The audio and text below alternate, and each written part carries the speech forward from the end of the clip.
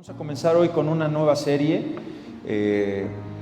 Lleva por título el mensaje del día de hoy: y ellos finalmente confesarán. Y ellos finalmente confesarán. Hoy empezamos a estudiar los últimos 3 versículos del capítulo 52 del libro del profeta Isaías, que son la base del capítulo 53. Ahí están las Biblias atrás. Tome usted una Biblia impresa, porque le va a ser de gran utilidad que sus ojos estén en contacto con esta maravillosa palabra, la palabra de Dios. El capítulo 53, hermanos, de la Biblia, que está dentro del libro de Isaías, que debe usted saber que Isaías, el libro del profeta Isaías, es tan importante que es considerado la Biblia dentro de la Biblia. Tiene 66 capítulos, es considerado como el más grandioso capítulo del Antiguo Testamento. No hay duda acerca del hecho de que es la profecía más detallada acerca de ¿quién? Del Mesías en el Antiguo Testamento.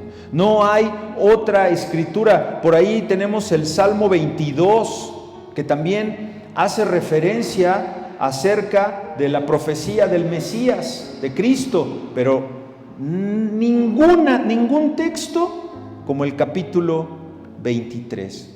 Este capítulo debe ser considerado frase por frase, si no es que palabra por palabra, hermanos. ¿Por qué? Porque tiene un gran impacto, pero sobre todo tiene verdad absoluta. Así que el estudio del día de hoy lo vamos a comenzar y va a formar parte de una serie de sermones expositivos, por supuesto, que llevará el título de El siervo menospreciado del Señor. Y de ahí, bueno, pues ya tendremos los subtítulos, como en este caso será: y ellos finalmente confesarán. Así que el título de toda la serie va a ser El siervo menospreciado del Señor. Ojo, o sea, ¿quién lo menospreció? ¿Quién? El Señor. El siervo menospreciado del Señor. Vamos a ir respondiendo muchas preguntas en relación a esto. Es profundo, hermanos, pero ya estamos a fin de año, ya viene, ya nomás nos faltan 3 servicios. Así que aquí vamos a continuar, 24 de diciembre, aquí nos vemos. 31 de diciembre, aquí nos vemos. Ya después se va usted a celebrar lo que usted quiera, pero aquí vamos a estar. Así que no se lo pierda, y empezamos el año frescos con la continuación de esta hermosa serie. Así que este estudio tiene la intención, mis queridos hermanos, de que siempre usted esté familiarizado con este capítulo 53, con los últimos 3 versículos, que tú tengas en mente, ya que razones que hay 3 versículos finales del capítulo 52 que son importantísimos para tu vida cristiana. Tienes que tener conciencia, tienes que estar familiarizado con ellos, que se conviertan en parte de tu vida. Esa es la intención del predicador, que así lo puso el Espíritu Santo en este siervo de Dios. Porque ¿qué va a pasar si tú tienes en mente los últimos 3 versículos del capítulo 52 y el contenido del capítulo 53? Que va a causar que adores más al Señor, que va a hacer que Cristo esté de manera más fresca en tu vida. Que sea, ¿quieres algo nuevo? ¿Quieres algo, una nueva unción, una nueva bendición? Estudia Isaías 53, porque ahí vas a tener a Cristo fresco en tu vida. va a ser de gran bendición para tu vida. Así que, ¿cuál es el tema central de este capítulo, incluyendo los últimos 3 versículos del capítulo 52? Bueno, la respuesta es sufrimiento. El tema de los últimos 3 versículos del capítulo 52 y de todo el capítulo 53 es sufrimiento. Pero agréguele ahí que no nada más es sufrimiento, es un sufrimiento, escuche bien esto, horrendo, como muy pocos seres humanos han vivido en este planeta. Sufrimiento terrible, traumático, agonizante, doloroso y mortal. Por lo que les suplico, amados hermanos, que se pongan de pie, por favor, y vamos a darle lectura a estos ya tan citados últimos 3 versículos del capítulo 52 en adelante. Y dice la palabra de Dios: He aquí que mi siervo será prosperado, será engrandecido y exaltado, y será puesto muy en alto. Como se asombraron de ti muchos, de tal manera fue desfigurado de los hombres su parecer, y su hermosura más que la de los hijos de los hombres. Así asombrará él a muchas naciones, los reyes caerán ante él, los reyes cerrarán ante él la boca, porque verán lo que nunca les fue contado, y entenderán lo que jamás habían oído. ¿Quién ha creído a nuestro anuncio? ¿Y sobre quién se ha manifestado el brazo de Jehová? Subirá cual renuevo delante de él, y como raíz de tierra seca, no hay parecer en él ni hermosura. Le veremos, mas sin atractivos, para que le deseemos. Despreciado y desechado entre los hombres, varón de dolores, experimentado en quebranto, y como que escondimos de él el rostro, fue menospreciado y no lo estimamos. Ciertamente llevó él nuestras enfermedades y sufrió nuestros dolores, y nosotros le tuvimos por azotado, por herido de Dios y abatido, mas él herido por nuestras rebeliones, molido por nuestros pecados. El castigo de nuestra paz fue sobre él, y por su llaga fuimos nosotros curados. Todos nosotros nos descarriamos como ovejas, cada cual se apartó por su camino, mas Jehová cargó en él el pecado de todos nosotros. Angustiado él y afligido, no abrió su boca. Como cordero fue llevado al matadero, y como oveja delante de sus trasquiladores, enmudeció y no abrió su boca. Por cárcel y por juicio fue quitado, y su generación, ¿quién la contará? Porque fue cortado de la tierra de los vivientes, y por la rebelión de mi pueblo fue herido. Y se dispuso con los impíos su sepultura, mas con los ricos fue en su muerte, aunque nunca hizo mal, ni hubo engaño en su boca. Con todo eso, Jehová quiso quebrantarlo, sujetándole a padecimiento, cuando haya puesto su vida en expiación por el pecado. Verá linaje, vivirá por largos días, y la voluntad de Jehová será en su mano prosperada. Verá el futuro de la aflicción de su alma, y quedará satisfecho por su conocimiento. Justificará mi siervo justo a muchos, y llevará las iniquidades de ellos.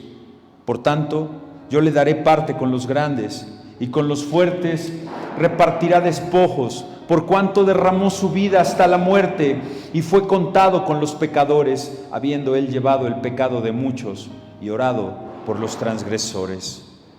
Tomen asiento, por favor. ¿Lo vio? Sufrimiento horrendo sin paralelo, terrible, traumático, agonizante, doloroso y al final mortal. Es sorprendente que esta escritura llegó a la pluma y al puño de Isaías, asómbrate, 700 años antes de que un niño naciera en Belén. Versículo 14 del capítulo 52. desfigurado de los hombres su parecer. Versículo 3, capítulo 53, varón de dolores, experimentado en quebranto. Hay muchos y muchas, tal vez aquí, que pudiéramos ser considerados así, como que estamos experimentados ya en el quebranto. Hay padres, madres, que primero murió el esposo, luego murió el hijo, luego murió la sobrina y luego murió el nieto. Claro que están experimentados en ese dolor. Y si no están en Cristo, podrían volverse locos y derrumban, pero si están en Cristo es para dar testimonio de cómo salir adelante en esas adversidades. Y esas personas son las que nos fortalecen a los que apenas estamos viviendo tragedias. Experimentado en quebranto. Versículo 4, capítulo 53. Llevó Él nuestras enfermedades y sufrió nuestros dolores, y nosotros le tuvimos por azotado, por herido de Dios y abatido. Y luego, versículo 5, fue herido, molido, castigado, llagado. Versículo 6, el Señor cargó con el pecado de todos nosotros. Versículo 7, angustiado Él y afligido como cordero, fue llevado al matadero con la boca cerrada. No pronunció palabra a su favor. Versículo 8, enfrentó cárcel y juicio, fue cortado de la tierra de los vivientes. Hermanos, es que todo esto está indicando que esta es una experiencia de sufrimiento terrible. Esto es algo muy grave que le está sucediendo a una persona. Y el versículo 10 te vuelve a repetir que fue quebrantado y que fue sujeto a padecimiento. Versículo 11 habla de la angustia, de su sufrimiento. Usted póngase a pensar, si con lo poco que tienes en tu vida te estás derrumbando, ¿quién podría soportar un sufrimiento tan inmenso, tan intenso, tan permanente? Se podría decir que alguien en algún lugar pregunta, ¿merece sufrir así? Usted contéstelo. Pero eso nos llevaría a una segunda pregunta. ¿Qué acaso la persona que está descrita en estos versículos, usted sabe quién es, merecía este tipo de sufrimiento incansable? ¿Cuál es la respuesta? Es un rotundo no. Vea usted el final del versículo 9. Ahí tienes la respuesta. Aunque nunca, no como tú, no como yo, no como usted, que algún día sí ha hecho maldad, sí ha habido engaño en su boca. En este nunca hubo maldad ni engaño en su boca, lo cual lo hace un santo, un verdadero santo, a lo que nosotros queremos aspirar. ¿Por qué? ¿Por qué podemos afirmar? Fíjate a dónde los voy a llevar. Los voy a llevar a una palabra que muchos de nosotros conocemos. Cuando dice aquí el final del versículo 9, aunque nunca hizo maldad, ni hubo engaño en su boca. ¿Qué quiere decir eso? Que de su boca no salió mentira, no salió nada malo. ¿Qué es entonces? ¿Qué es lo que está en la boca? Lo que abunda en tu corazón.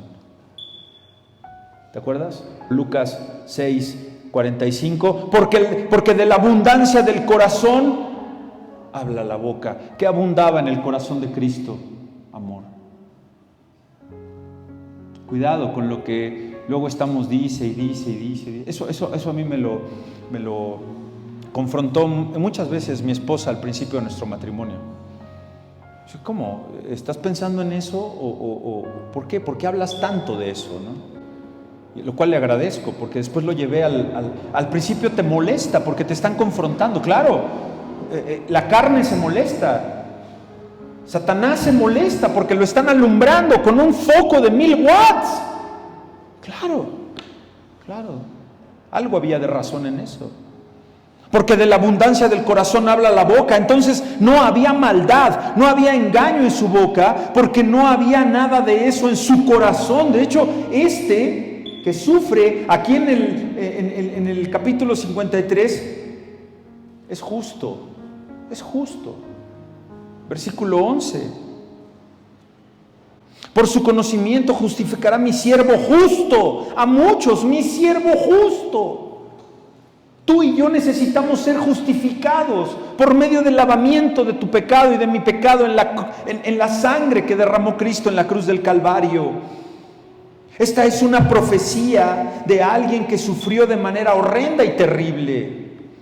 ¿Fue merecido su sufrimiento, hermanos? La respuesta es no. Y eso nos lleva a la tercera pregunta. ¿Acaso Dios trató de proteger al justo que sufrió? La respuesta también es un rotundo no. El versículo 10 dice: Jehová, a ver, leámoslo. O sea, para que no vengas a que te engañen con que Diosito es muy bueno y que Él no te va a castigar. A ver, quebrantó al justo. Con todo eso, Jehová quiso. ¿Y sabes esa palabra qué es? Querer. Es la voluntad.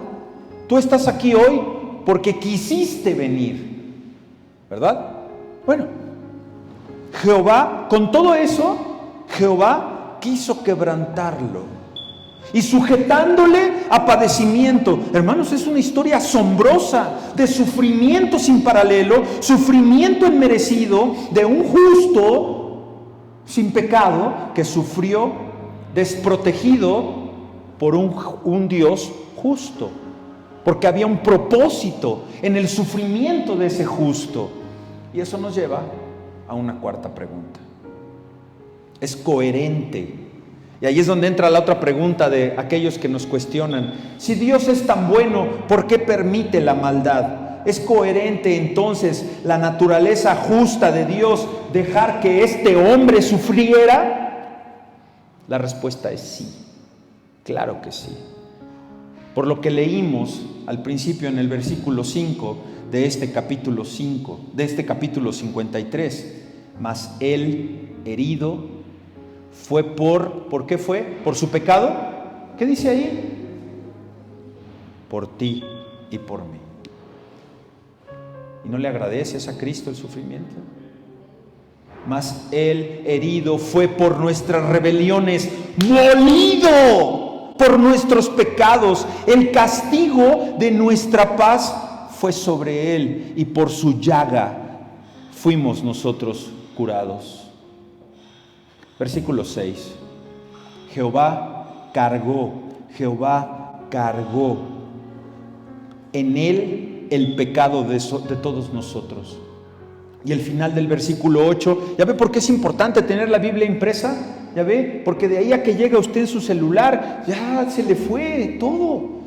Final del versículo 8, ¿qué dice ahí? Porque fue cortado de la tierra de los vivientes y por la rebelión de mi pueblo fue herido. ¿Lo ve ahí, hermano? Ellos merecían el castigo. Ellos en esa época, nosotros merecíamos ese castigo. El castigo que mereces por infringir cualquier ley moral de Dios, por mentir, por no guardar el día de reposo. Ahí vendría la ira de Dios. Cristo la está recibiendo. ¿No es justo Dios? Para usted sí, pero para el justo que murió en el madero también lo fue, porque era el propósito de mandarlo a este planeta. Era el propósito de Dios haberse hecho hombre para que lo conociéramos y lo amáramos. Y más adelante vamos a ver por qué dice aquí que subió y que no había parecer en él ni hermosura. Así que vaya usted olvidando ese rostro con chinitos y ojitos azules y barbita partida de nuestro Señor Jesús. Eso es una mentira. Eso es una mentira del renacimiento y de la gente que quiere a usted engañarle. O que, es que yo vi a Dios y vi a Jesús que hacía y me hacía. Pues lo habrás visto molido a golpes, porque así fue como quedó. No se deje engañar, hermanos. Versículo 11, llevará las iniquidades de ellos. Versículo 12, habiendo Él llevado el pecado de muchos, Él es alguien que sufrió de manera sustitutiva. Esa palabra sustitutivo es expiación. Él es la expiación. Él sustituyó, Él te sustituyó por Él del castigo que viene de Dios por pecar. Porque la paga del pecado es muerte. Como quieras verlo. ¿Y qué hizo Jesús? Fue el sustituto, ¿verdad? Él se puso para que la sentencia cayera sobre Él. ¿Y por qué un hombre entonces, hermanos, justo, iba a sufrir de una manera tan horrible? Iba a ser desprotegido por Dios e iba a sufrir de una manera sustitutiva por los pecados que Él no cometió, sino por los pecados de otros. La respuesta es porque estaba dispuesto, porque era obediente, porque lo deseó hacer, porque era un hijo que obedeció a su padre. ¿Sí? La obediencia de Jesús. Versículo 10, cuando haya puesto, dice, cuando haya puesto su vida en expiación por el pecado. Sí, versículo 12 también. Derramó su vida hasta la muerte. Hermanos, qué asombrosa persona la que tenemos aquí delante de nosotros, que sufrió tanto, que sufrió inmerecidamente, que sufrió sin la protección de un Dios justo, aunque era justa. Esa persona que sufrió de manera sustitutiva y también lo hizo de manera dispuesta. ¿Por qué? Y esa es la otra gran pregunta. ¿Por qué? ¿Cuál es el resultado de esto? Primero, en el versículo 11, porque hacer esto, dice, justificará mi siervo justo a muchos, porque por medio de él muchos serán justificados. Por eso hoy nosotros tenemos justicia, somos justificados delante del Padre, por el justo que primero se dio en sacrificio por nosotros. Ahora por eso nosotros podemos llegar al Padre. Y esto es mediante su sufrimiento. No lo despreciemos, porque es por medio del sufrimiento que Él va a hacer a muchos justos, como a usted la hizo justa, como a usted lo hizo justo y como a usted lo puede hacer justo. ¿Cómo será exaltado? Vamos a ver que tengo aquí 52:13 dice: he aquí mi siervo será prosperado, será engrandecido y será exaltado y será puesto muy en alto. Así va a asombrar. Versículo 15, va a asombrar, así asombrará Él a muchas naciones. Esto se está leyendo en un verbo pasado, hermanos. Es pasado, porque el pueblo judío lo va a leer cuando hayan visto quién era el verdadero Mesías y van a decir: ¿cuánto tiempo lo tuvimos delante de nosotros y no lo reconocimos? Estábamos ciegos espiritualmente.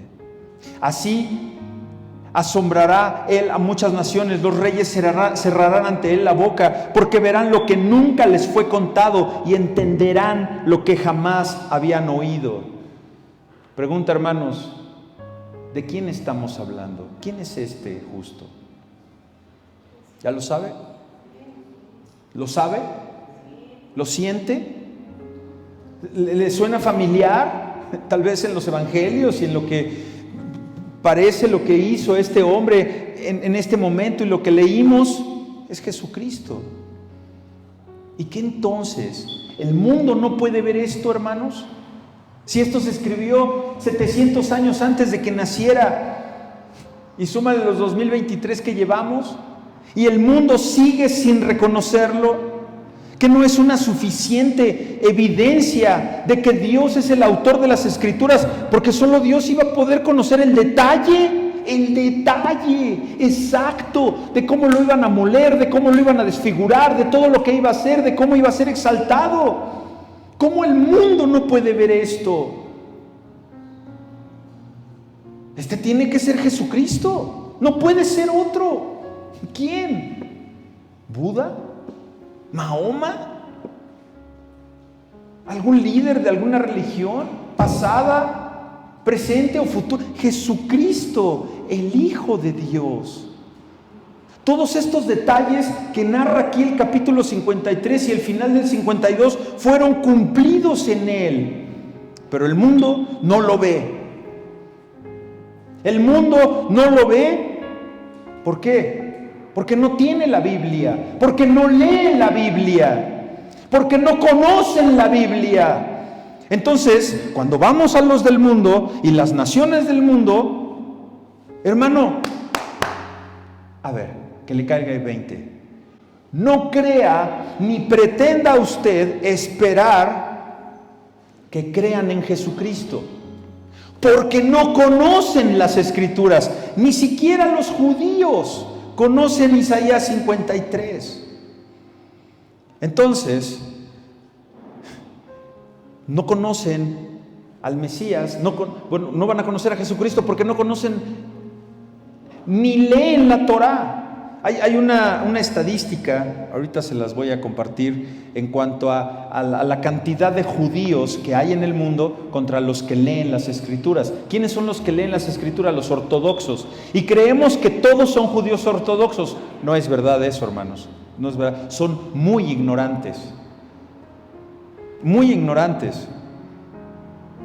Pero entonces ellos conocen. A ver, pastor, ¿pero ellos conocen a Jesucristo? Claro que lo conocen. Pero cuidado, hermanos, porque lo conocen básicamente por la siguiente razón. Escucha bien, porque lo conocen a Jesucristo para asegurarse de que todo el mundo sepa que lo tienen que rechazar. Para eso lo conocen. Los judíos dicen, es que ese no es el Mesías, así que hay que rechazarlo. Y no saben ni por qué. Parte de ser judío en este mundo es asegurarse de tener claro que Jesús no es el Mesías. ¿Y saben qué? Jesús no es el Salvador. ¿Y por qué los judíos no creen esto? Pues porque los judíos no toman Isaías 53 y lo colocan junto a los evangelios de Mateo, Marcos, Lucas y Juan, y ellos no dicen, es que este solamente puede ser Jesús, porque ni siquiera abren la Torá. No abren sus Biblias. Están acostumbrados a sus fiestas, a sus tradiciones. Hay un judío, un hombre muy, muy serio, ama a Jesús, se llama Mitch Glaser, y él tiene un ministerio llamado el Ministerio del Pueblo Escogido. Y escribió un artículo muy importante, muy interesante, en un libro publicado que se llama El Evangelio según Isaías 53. El Evangelio según Isaías 53. Y cito parte del artículo. Debemos reconocer que solo un 10% de los 14 millones de judíos en el mundo son ortodoxos. Esto significa que escudriñan las Escrituras, que saben algo acerca de las Escrituras, mientras que el otro 90% es indiferente en un grado u otro. Es indiferente a la interpretación de las Escrituras, a las mismas Escrituras, y no las conocen. Fin de la cita. Entonces, lo que Mitch Glaser dice es que la mayoría de los judíos no sabe nada acerca del Antiguo Testamento, por supuesto que tampoco de Isaías 53. Son ignorantes de la palabra, pero judíos repiten, pero los judíos, ¿qué hacen? Repiten como los católicos. Y como los cristianos que nacen en una iglesia de una denominación, creen que eso ya es la doctrina. No, porque no conocen. Gloria a Dios que tiene usted una Biblia multiversiones, donde puede usted ver varias traducciones, que usted abre la Biblia y que le suelta le salta una pregunta. Pero si se come todo, pues al rato va a creer que pierde la salvación por no ofrendar. O que Dios es mujer también, ¿verdad? Entonces, ¿no creen los judíos? Escuche bien esto, No creen en la profecía bíblica. En cuanto a lo que tenemos aquí con Isaías 53, no creen que ese es el Mesías. No creen en el pecado, no creen en la depravación del ser humano, no creen en la expiación, no creen en el sacrificio, no creen en el derramamiento de sangre para el perdón. El judío no cree en la encarnación, no cree en el Nuevo Testamento y por consiguiente no cree en Jesús. ¿Cuántos y cuántas hay allá afuera que parecen judíos? Y algunos hasta son parte y miembros de nuestras familias. Entonces, cuando usted habla con algún miembro del pueblo judío acerca de nuestro Señor Jesucristo, no asumas que ellos van a conocer o que van a estar familiarizados con el capítulo 53 de Isaías, porque el 90% de los judíos son ignorantes de las Escrituras. Como muchos de nuestros familiares y muchos de los creyentes que nada más van y levantan manos y ya sienten bonito y no conocen la profundidad de las Escrituras. Eso sucede y se les denominan hombres naturales, que no perciben las cosas que son del Espíritu de Dios, porque para ellos es locura. Esto que hacemos aquí es locura. No tener una alabanza física con música es una locura. No, es que eso es aparte, ese es un complemento. Esto que estamos haciendo aquí ahorita, lo que yo estoy haciendo es predicarles, no desde el fondo de mi corazón y de lo que yo más siento, es predicarles desde el fondo de la Escritura, con hechos reales que te van a transformar para que dejes de pecar y estés más cercano a la fuente de la salvación.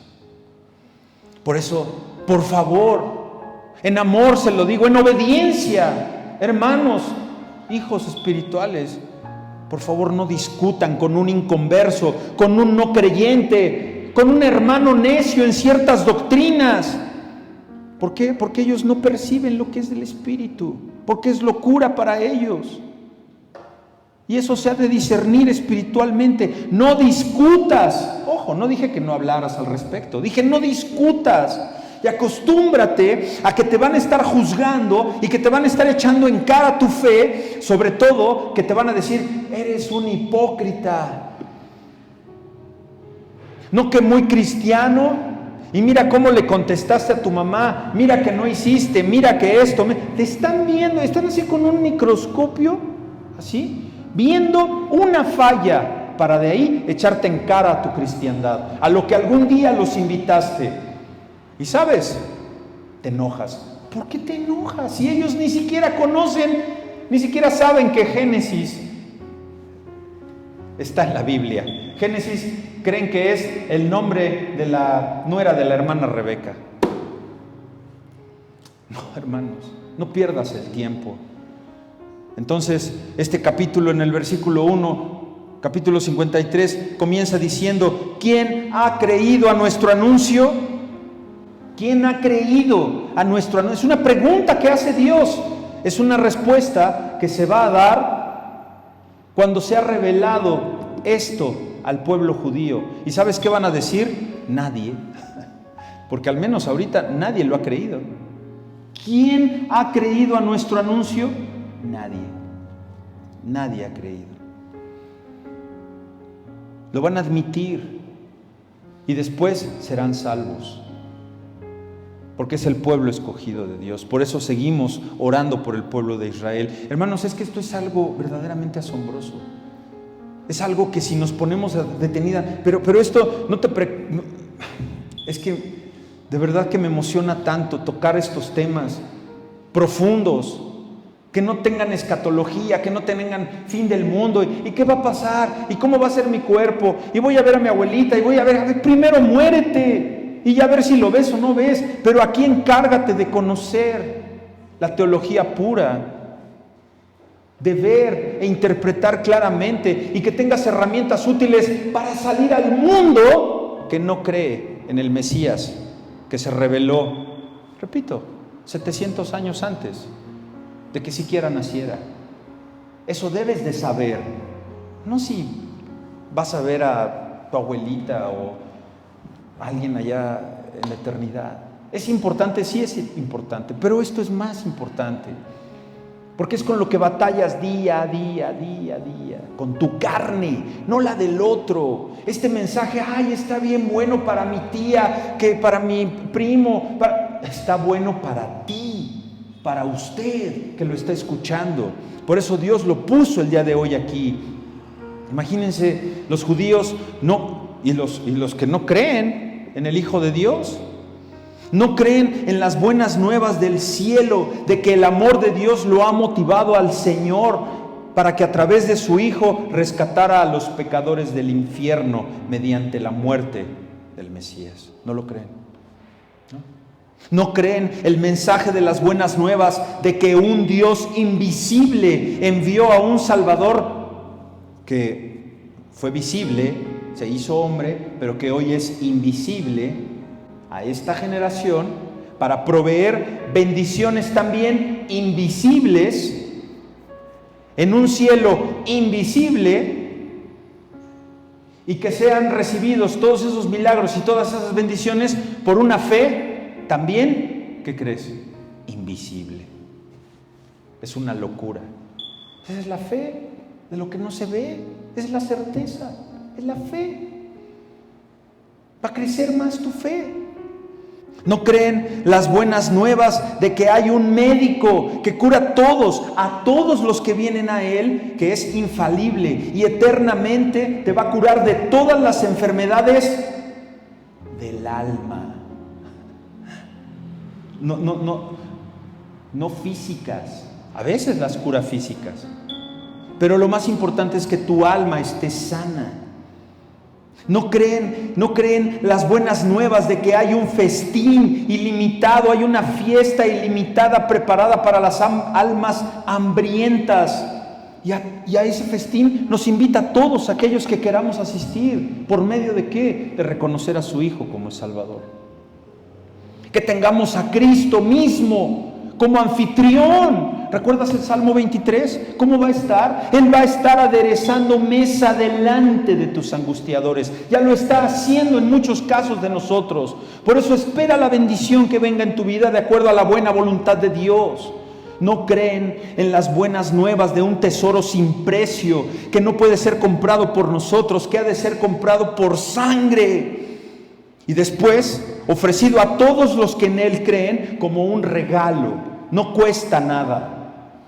Y mire, es gratis, es puro, y aún así tenemos falta de concurrencia.